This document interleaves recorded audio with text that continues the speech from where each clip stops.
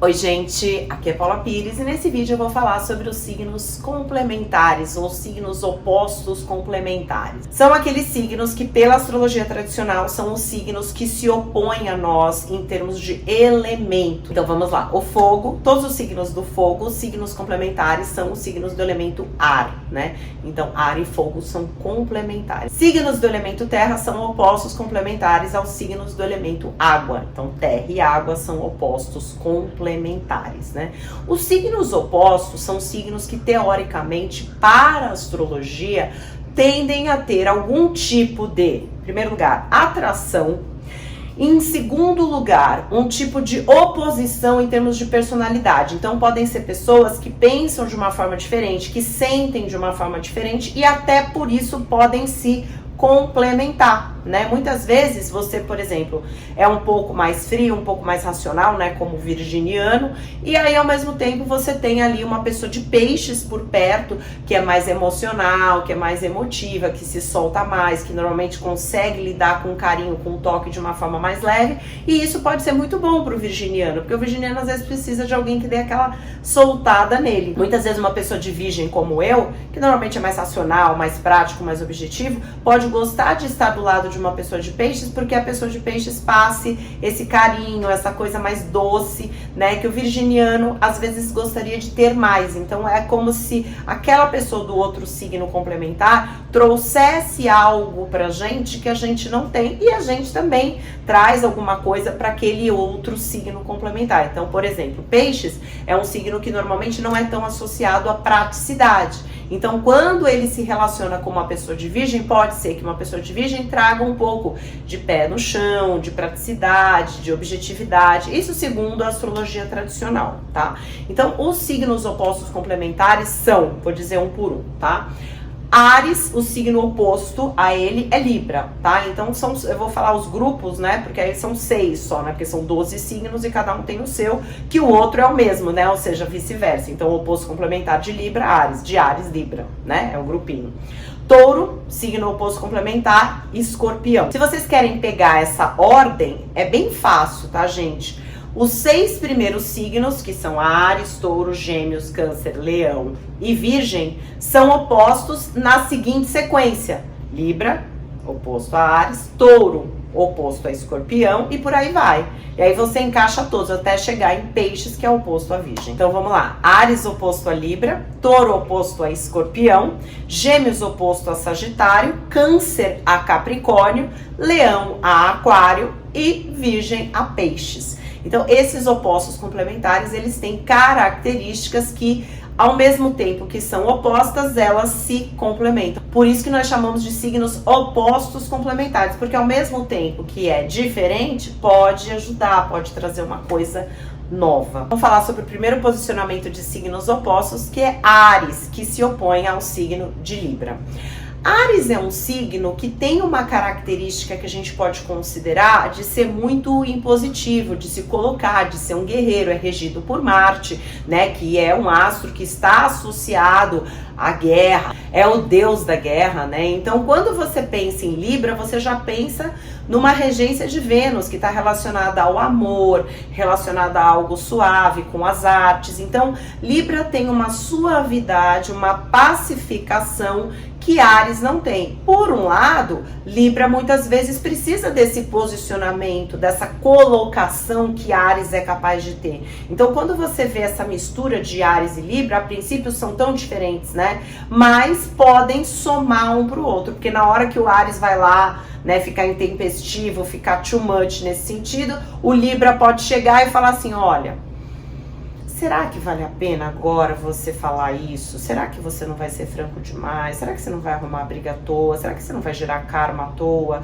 Será que não tem um outro jeito de você falar isso que seja mais politicamente correto, mais diplomático? E por outro lado, quando o Libra estiver precisando se colocar numa coisa, indeciso, não sei se enfrento isso, não enfrento, porque se eu falar, quem sabe, não sei o quê, o Áries já vai falar: pô, você também tem que ir lá, se colocar, vamos lá, eu vou com você, né? Então eles acabam trazendo né, uma mistura um pro outro muito interessante. E uma coisa que é legal é que muitas vezes isso ocorre dentro do mapa, né? Eu tô falando de duas pessoas, mas muitas vezes uma pessoa é de Áries, com Vênus em Áries, com Mercúrio em Áries, mas ela tem o ascendente em Libra, ela tem Júpiter em Libra, ela tem outros posicionamentos em Libra. Tem pessoas que tem um mapa inteiro assim, um monte de peixes com Virgem, um monte de Áries com Libra, um monte de Touro com Escorpião. Então, às vezes a pessoa no próprio mapa, ela tem essas contradições, essas dicotomias, digamos assim, né? Esses paradoxos dentro do mapa dela.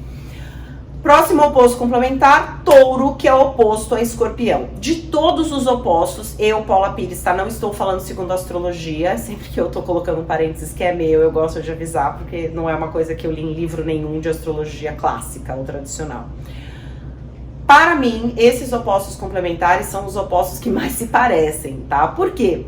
Porque eu considero que Touro é um signo extremamente metódico. E de todos os signos da água, eu considero Escorpião mais metódico. Então, nesse ponto, eu acredito que eles têm uma semelhança muito grande. Para mim, de todos os signos da água, o Escorpião é o signo da água que mais tem a terra. Inclusive, o símbolo dele, né, o escorpião, ele tá muito enfronhado na terra. Ele tem muita relação com a terra, mais do que peixes e mais do que o caranguejo, né? Se vocês forem pensar no símbolo. Eu gosto muito de analisar a astrologia pensando no símbolo, né? E quando você olha os três da água, você observa peixes, água total, caranguejo, água e terra, e o escorpião, que é terra, né? Mas é elemento água. Então, para mim, esses opostos complementares, eles têm muita coisa em comum. Lembrando sempre, gente, que os opostos complementares, eles têm sempre a mesma qualidade. Então, por exemplo, peixes e virgem, ambos são mutáveis. Gêmeos e Sagitário, que são opostos, mutáveis. Áries e Libra, cardinais ou cardeais, algumas pessoas falam às vezes com nomes diferenciados.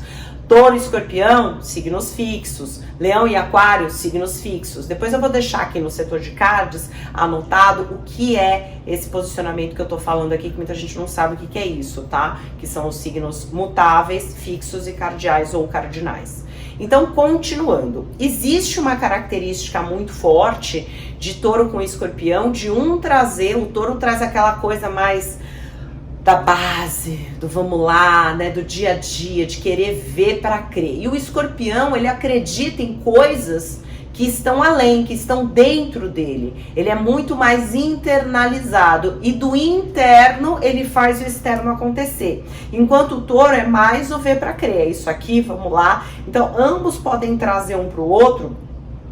Um traz uma profundidade, né? Então o Escorpião traz uma profundidade pro Touro, e o Touro, por outro lado, traz um pragmatismo no sentido de não se afundar nas próprias emoções, porque o Escorpião é muito emocional e tem emoções muito intensas, né? Coisa que o Touro normalmente consegue lidar melhor. O Touro, ele consegue lidar melhor com as emoções, é um signo que procura sempre ter ali o controle da situação, do racional, né? Inclusive pessoas com muito Touro no mapa, tá, gente? Quando eu tô falando aqui dos signos opostos complementares, eu não estou falando só do Sol, tá? Então, muitas vezes uma pessoa nem tem o Sol em Touro, mas ela tem, sei lá, o Sol em Virgem, mas ela tem outras coisas em Touro. No meu caso, tem o Sol em Virgem, mas tem o Lua em Touro e ascendente em Touro. A pessoa tem bastante características de Touro, né? Ou outra pessoa que tenha, sei lá, Sol em Libra, mas um monte de coisa em Escorpião. Ela vai ter mais questões aí de Escorpião, às vezes até do que Libra, dependendo dos posicionamentos que ela tem. Quantas vezes eu já atendi pessoas que o mapa delas é predominantemente outro signo. Tanto é que eu tenho um outro vídeo que eu falo só sobre isso, que é um vídeo sobre signos dominantes, que eu vou deixar aqui também citado no setor de cards.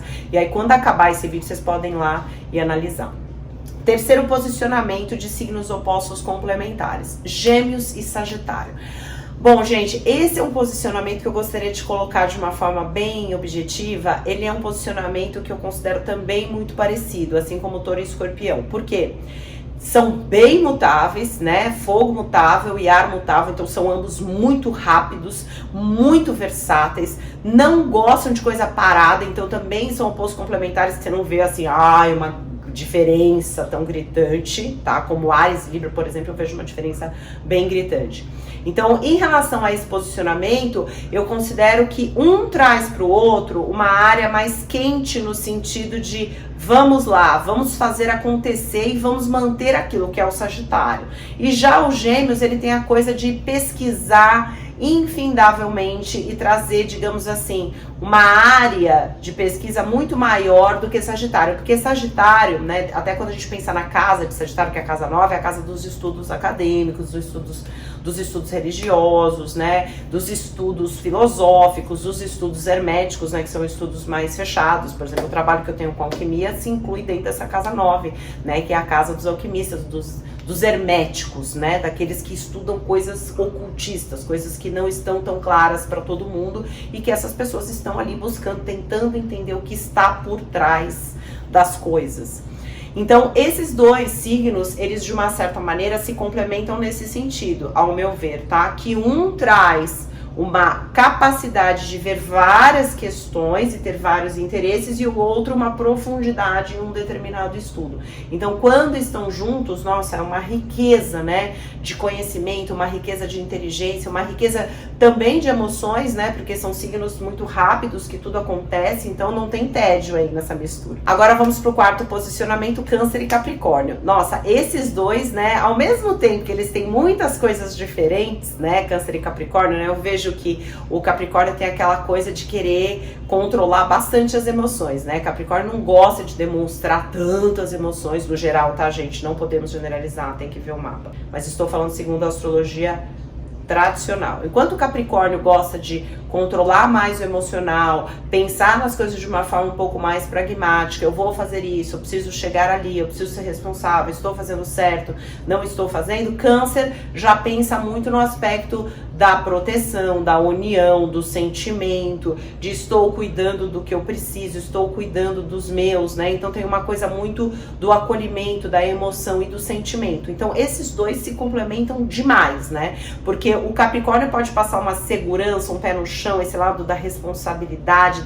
Capricórnio, assim, ao meu ver, né, lógico, não podemos generalizar, mas Capricórnio, ao meu ver, é o signo que mais passa segurança, né? O Capricórnio passa essa coisa, essa solidez, essa estrutura. E Câncer precisa muito, né? Regido pela Lua, tem muita instabilidade no geral, tem emoções que não param. Quinto posicionamento, estamos falando agora de Leão e Aquário. Esses dois, eles têm realmente uma coisa em comum também, que é a questão de serem muito ferrenhos no seu ponto de vista. Vocês podem reparar que leonino, quando acredita numa coisa, ele é muito fixo naquilo. E Aquário, idem, né? Ambos levantam a plaquinha e vão ali defender seus ideais. Então, nesse ponto, eles se parecem muito, né? São signos fixos, né? Quando acreditam numa coisa, quando tem uma concepção, não é fácil de mudar, e nesse ponto eles são muito parecidos, apesar de serem opostos complementares. Por que eu tô falando isso, gente? De que são opostos complementares, mas que têm coisas em comum? Porque são coisas que eu tenho observado ao longo da vida. Essas reflexões são reflexões minhas, como pessoa e como astróloga, ao longo dos mapas que eu fui fazendo ao longo da vida e de tudo que eu fui vivenciando. E o que eles têm de tão diferente que podem se complementar? Ao meu ver, Leão tem algo muito quente, algo muito generoso, algo muito de colocar esse brilho no mundo de uma forma mais intensa. E Aquário tem um lado um pouco mais racional, um pouco mais intelectual. O Aquário, ele tem muitos pensamentos, ele tem muitas ideias, né? E o Leão, ele pode fazer com que essas ideias de Aquário se tornem realidade. E por outro lado, Aquário, como tem esse intelecto muito rico, essa inteligência muito grande, pode trazer essas ideias para Leão fazer com que isso, né, exista, né? Porque o Leão, ele tem muita iniciativa, ele tem muita coisa do fogo, muita coisa guinha, de agir, de fazer, de acontecer. Ah, tá aqui, então me dá que já vou fazer. Então o Aquário chega ali com o papelzinho de todas as ideias, o Leão, então vou lá e vamos agir, vamos fazer isso se tornar realidade. Sexto posicionamento de opostos complementares, Virgem se opondo a Peixes.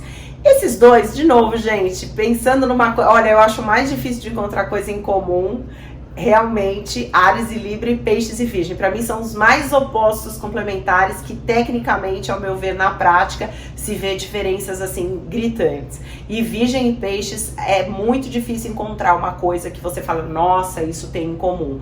Mas tem uma coisa que eu encontrei, que eu acredito que tem em comum, Virgem e Peixes, tá? Não é água e óleo total, não. A coisa de cuidar, né? Porque Virgem é um signo que gosta de cuidar, eu acho que o Virgem, ele tem aquela coisa de ser útil, né? Muitas vezes as pessoas me perguntam, nossa, Paula, mas você atende várias pessoas ao dia, você não cansa, né? Você ouve as pessoas como você é terapeuta, você ouve as pessoas reclamando da vida, dos problemas e tal. Gente, eu amo fazer isso. Eu até digo, prazer egoísta de fazer o outro feliz. Quando alguém volta, tá fazendo tratamento comigo, vai voltando melhor, vai se transformando, isso me dá um prazer que é um negócio que não tem nem como explicar. Entende? Mas eu nasci pra fazer isso, eu sei que isso é a minha missão. Então, virgem é assim, né? Eu como virginiana, né? Virgem gosta de ser útil. Virgem, quando ele vê que ele foi útil, quando ele vê que ele tá ajudando, quando ele vê que ele tá ajudando as pessoas a se transformarem, a subirem, a mudarem de estado, seja lá com o que for, se sente muito feliz. E peixes, idem, né? Eu acho peixes um dos signos que tem mais amor, eu sempre digo isso, né? O chakra cardíaco muito aberto, é um signo muito doado, gosta muito de cuidar. Quando você tem alguém de peixes que gosta de você, você se sente amado, você sente aquele carinho, né? Um signo terno, né? Então eu acho que ambos têm isso. Agora, peixes, por outro lado, tem isso sem medidas, né? Então peixes é mais capaz de um amor incondicional, é mais doado, não tem tanta crítica, não fica filtrando tanto, né? E já virgem não, né? Tem todo aquele filtro, né? Ai, mas será? Ai, mas você não fez isso? Ai, mas aquilo, não. Então, virgem tem o racional, né? O defrag sempre muito ativado, tá sempre analisando muito. Então o peixes com o verbo eu sinto pode trazer para o verbo eu analiso de virgem mais sentimento. Assim como peixes, que muitas vezes é só puro sentimento e emoção, com virgem pode ter um pouco mais de análise em cima disso e fazer com que peixes não chafurde, né, não se afunde demais nas próprias emoções. Então, ressaltando que os signos opostos complementares, ao meu ver, se complementam, podem se dar muito bem. Então muitas vezes as pessoas falam assim, mas posso me dar bem com uma pessoa de signo oposto complementar? Para a astrologia, o que eu sempre li nos livros de astrologia é que ou se dá super bem ou não se dá nada bem, ou seja, que é uma relação 8-80.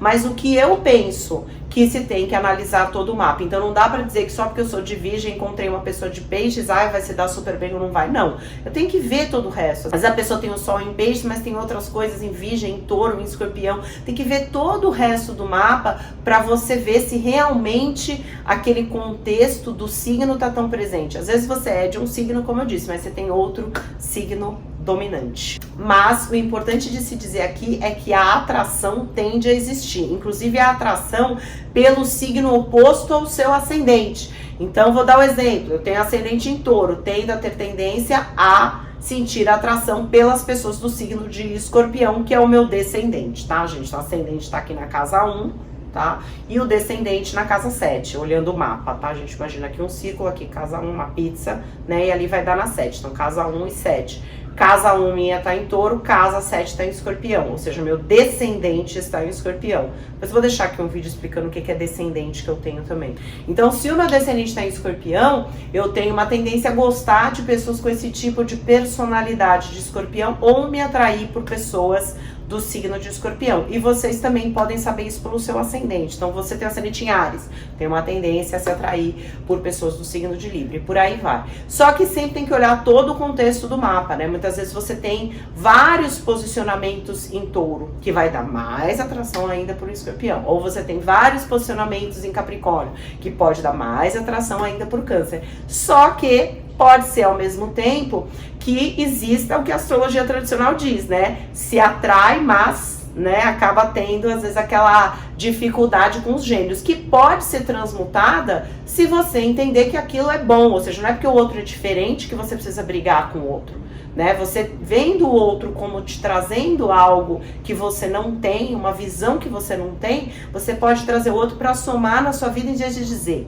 em vez de olhar para o outro e falar assim, ele é diferente de mim, então eu não gosto, né? Às vezes o que é diferente pode ser justamente aquilo que a gente está precisando ver sob um outro ponto de vista. Sempre que a gente se incomoda muito com o outro e com o que o outro tem de diferente, a gente tem que raciocinar por que a gente está julgando aquilo, se não tem alguma coisa, alguma sombra em nós que a gente está projetando, ou aquilo incomoda alguma coisa em nós que é um pouco sombrio que a gente precisa ver e trabalhar.